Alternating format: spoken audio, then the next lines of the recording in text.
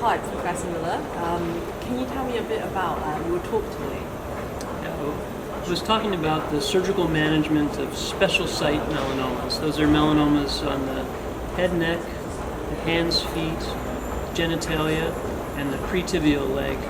And we were talking about those because they're a particular challenge. Conventional wide local excision, which is the most common way to treat melanoma right now, which uses predetermined surgical margins to decide how much to cut out, has a high rate of complications for these special site melanomas. The complication rate follows the rule of tens, compared to on the trunk and proximal extremities, where melanomas are usually more well-defined and they're generous tissue reservoirs. Complication rates are low. Only the rule of twos, about 2% complication rates. So there are four main issues that are a challenge in managing these special sites at the time of surgery. One,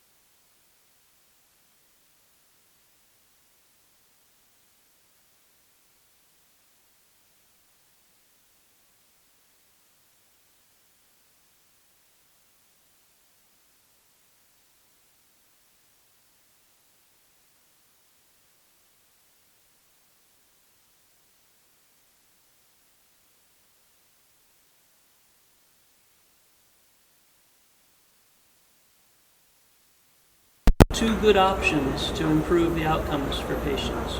One is staged excision. Some people call it slow-mos, and that's available in the UK, as I understand now.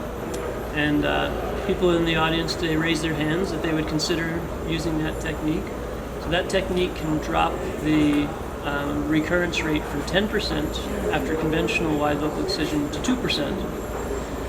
In the US, the use of Mohs surgery with immunostains has risen rapidly, and that's a technique we use at the University of Pennsylvania, and our local recurrence rate is less than 1%. The benefit of both of these techniques is that you confirm the margins are clear before you reconstruct, so the patients know that they're only going to need one reconstruction with less than a 2% chance for staged excision and less than a 1% chance for Mohs surgery that the melanoma will come back. Okay, so you would foresee that in the future, special site melanoma management might change? The practice patterns in the U.S. have already changed a lot. So about 8% of melanomas in the U.S. right now are treated with Mohs surgery. That's a 300% plus increase since 2001. Okay. But it's not in the guidelines yet. Okay. So we need to accumulate more data. Yeah. Ensure that our techniques are standardized, and ensure that we implement processes to be certain that the people who are using these novel techniques are using them with appropriate technique and appropriate measures of competency. Okay, all right. Thank you. Good. Thank you.